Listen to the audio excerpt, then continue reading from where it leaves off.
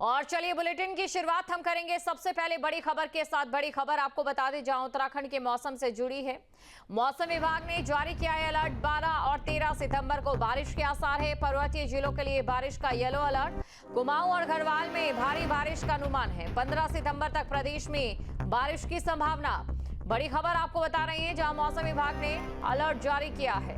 तो मौसम विभाग की ओर से अलर्ट जारी किया गया है। आज और कल बारिश के आसार हैं और ऐसे में लोगों से सतर्कता बरतने की अपील की गई है। 12 और 13 सितंबर को भारी बारिश हो सकती है और 13 सितंबर के बाद भी बारिश की संभावना है। प्रदेश के पर्वतीय जिलों में येलो अलर्ट है, ये बड़ी खबर आपको बता रहे हैं। और वहीं दूसरी तरफ पर्वतीय क्षेत्रों में हल्की बारिश के भी आसार जो हैं वो जताए गए हैं। 15 सितंबर तक बादल बरसते रहेंगे। तो मलबा भी बड़ी मुसीबत बना हुआ है, ये बड़ी खबर आपको बता रहे हैं। लैंडस्लाइड से कई रास्ते अभी भी बाधित हैं, जिस वजह से लोगों को खासी दिक्कतों का सामना करना पड़ रहा है। जल भराव भी है, कई कृत्रिम झीलों का निर्माण भी हुआ है, ये बड़ी खबर आपको बता रहे हैं। उसके बाद 12 तारीख से जो है वर्षण में वृद्धि की संभावना है। तो 12 और 13 तारीख में कह सकते हैं उत्तराखंड में जो कुमाऊं क्षेत्र है वहाँ अधिकांश स्थानों पे और गढ़वाल में भी अनेक स्थानों पे हल्की से मध्यम वर्षा मिलने की संभावना है। साथ ही 12 और 13 तारीख में जो है उत्तराखंड में कहीं कहीं भारी वर्षा भी मिल सकती है, जैसे कि पिथौरागढ़, बागेश्वर, चंपावत, नैनीताल, पौड़ी, देहरादून जनपद है या चमोली जनपद है। तो यहाँ पर इक्का दुक्का स्थानों पे भारी वर्षा भी मिल सकती है। 14-15 में भी कह सकते हैं अनेक स्थानों पे हल्की से मध्यम वर्षा मिलने की संभावना है। और नैनीताल में बारिश के बाद दरारों वाली दहशत है। यहां कॉटेज क्षेत्र का सीसी मार्ग धंसने से सेफ्टी वॉल में दीवारें आ गई है। लैंडस्लाइड के चलते आसपास के घरों में खतरा मंडरा रहा है। प्रशासन इलाके में आवाजाही रोक दी है। स्थानीय लोग स्थायी समाधान की मांग कर रहे हैं। एसडीएम का ये कहना है कि सर्वे कराया जा रहा है। सुरक्षा के मद्देनजर लोक निर्माण विभाग को अलर्ट मोड पर रखा गया है। देखिए, आलमा कॉटेज वाला जो एरिया है वो कल देखा गया कि बरसात के बाद वहाँ पर सुरक्षा दीवार थोड़ी कमज़ोर हो गई है, जिस संबंध में हमारे द्वारा तत्काल ही एक्सीएन पीडब्ल्यूडी को वहाँ मौके पर भेजा गया और स्वयं भी निरीक्षण किया गया है। तो निरीक्षण के समय ये पाया गया है कि उक्त जगह का स्थायी उपचार करने के लिए आवश्यकता है, जिसके लिए सर्वे कराया जा रहा है। और जब तक स्थायी उपचार पूरा नहीं होता है तब तक अस्थायी तौर पर वहाँ पर जो सुरक्षा दीवार है उसको स्ट्रॉन्ग करने का कार्य किया जा रहा है पीडब्ल्यूडी के द्वारा। साल टूटते रहता है और इसका एरिया जो है नीचे चूना धारा से करीब एक लाइन में एक कई सालों से टूटते आ रहा है। और शासन के इसमें के जो विधायक, पूर्व विधायक थे, मंत्री थे, डीएम साहब ने कई बार जो सत्ता में रहे हैं यहाँ पर कई सालों से, तो उनका यहाँ पर आकर के देख जाते हैं, उसके बाद कुछ कार्रवाई होती नहीं। और ये जो अभी रोड बनी थी, थोड़ा सा आंशिक रूप से इसमें बजट नहीं मिला था, नगर पालिका ने करवाया था इसको, तो उसमें ये अब फिर टूट गई है। और यहाँ पर इतना ट्रैफिक है, ये ट्रैफिक के वजह से क्या नाम कहते हैं सारी टूट गई है। और धरौली और हासिल में आई आपदा के बाद कर्नल अजय कोठियाल के नेतृत्व में बनी जांच कमेटी ने अपनी रिपोर्ट सरकार को सौंप दी है। कमेटी के अध्यक्ष अजय कोठियाल ने यह बताया कि उन्होंने जांच की रिपोर्ट सरकार को सौंप दी और इस रिपोर्ट में आपदा प्रभावित लोगों तक मदद कैसे पहुंचाई जाए, कैसे पुनर्निर्माण किया जाए, इस पर डिटेल दी गई है।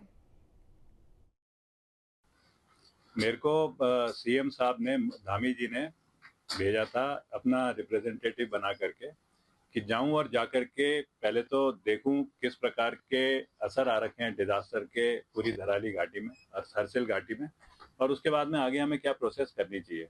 तो उसी के बेसिस पे एक जो एनआईएम के पुराने इंस्ट्रक्टर्स हैं और जो धराली के प्रॉपर रहने वाले जो लोग हैं उनको लेकर के मैं गया था, 4 लोगों की टीम।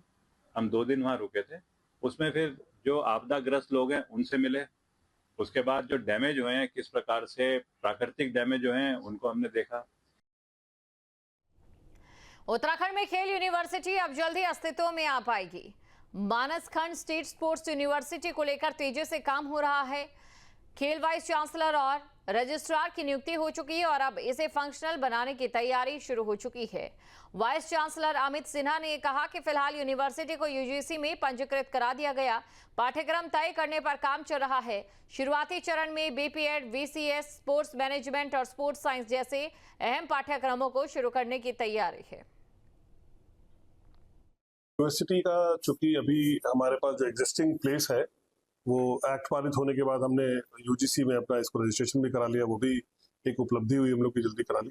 अब हमारे तमाम कमिटीज बनी है जो कि करिकुलम का डिसीजन करना, और जैसे बोर्ड ऑफ गवर्नर की जैसे होती है बोर्ड ऑफ गवर्नर की मीटिंग वगैरह, इसके बाद हम तत्काल शुरू करेंगे जो भी हमारे इसमें एकेडमिक सपोर्ट के लिए जो स्टाफ चाहिए, टीचिंग स्टाफ और सपोर्ट स्टाफ, उनके साथ में जिन बच्चों की वहाँ पे एडमिशन्स होने हैं उसके प्रोसेस को डिफाइन करना, ये सब प्रोसेस हमारा अभी चल रहा है।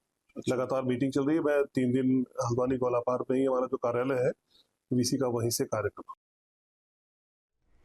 स्वच्छ वायु सर्वेक्षण की गणना में उत्तराखंड ने ऊंची छलांग लगाई है। कुमाऊं मंडल में काशीपुर जिले ने पहले स्थान पर कब्जा जमाया है, जबकि उत्तराखंड राज्य में स्वच्छता को लेकर दूसरा स्थान हासिल किया है। पूरे भारत के सर्वेक्षण में काशीपुर 18वें पायदान पर है। मेयर दीपक बाली ने कहा कि हमने शहर की स्वच्छता और वायु प्रदूषण को दूर रखने में जो काम किया उसका फल हमें मिलने लगा।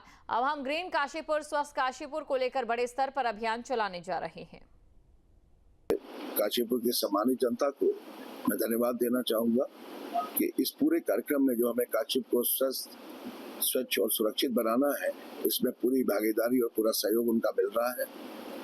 और मुझे अभी काशीपुर नगर निगम के महापौर की कुर्सी पर बैठे हुए 7 महीने हुए हैं। इस 7 महीने में भी आप सभी लोगों के सम्मानित जनता के सहयोग से हमने सर्वेक्षण में अपनी रैंकिंग को सुधारते हुए देश के अपनी रैंकिंग में हमने 40 शहरों में 18वां स्थान प्राप्त किया है, और देश के अपनी रैंकिंग में ही हम देश के 20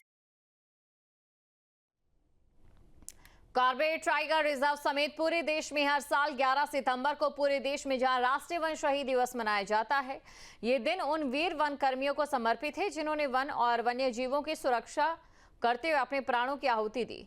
इस साल भी कॉर्बेट टाइगर रिजर्व में वन कर्मियों के योगदान और उनके शहीद होने की घटनाओं को याद करते हुए एक विशेष कार्यक्रम आयोजित हुआ।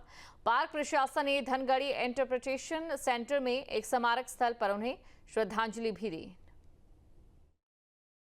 देखिए, हर साल 11 सितंबर को वन शहीद दिवस मनाया जाता है, जिसमें कि हमारे जो वन कर्मी हैं जो कि ड्यूटी के दौरान जो शहीद हुए हैं उनकी याद में श्रद्धांजलि अर्पित की जाती है, और उनके जो कार्य रहे हैं उनको नमन किया जाता है, उनको याद किया जाता है।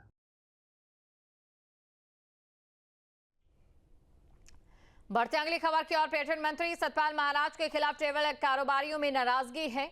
हरिद्वार में शिव मूर्ति चौक पर जोरदार प्रदर्शन किया गया और मंत्री के बयान पर तमाम सवाल खड़े किए। दरअसल एक कार्यक्रम के दौरान सतपाल महाराज ने दूसरे राज्यों की ट्रैवल कंपनियों को उत्तराखंड में कार्यालय खोलने का न्योता दिया, जिसको लेकर ट्रैवल कारोबारियों में गुस्सा है।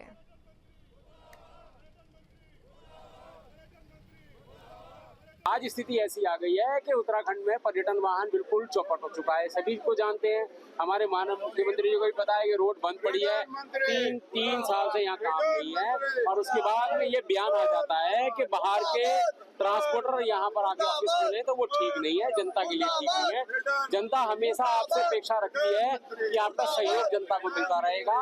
आपके सहयोग के लिए यहाँ खड़े हैं कि ऐसा काम ना करें जिसको जनता को ठेस पहुँचे। जहाँ भक्ति है हर शब्द में, कथाओं में छुपे हैं दिव्य रहस्य, और ज्योतिष देता है जीवन को दिशा। धर्म से जुड़ी हर बातों को जानने के लिए हमारे चैनल स्तुति को सब्सक्राइब करें।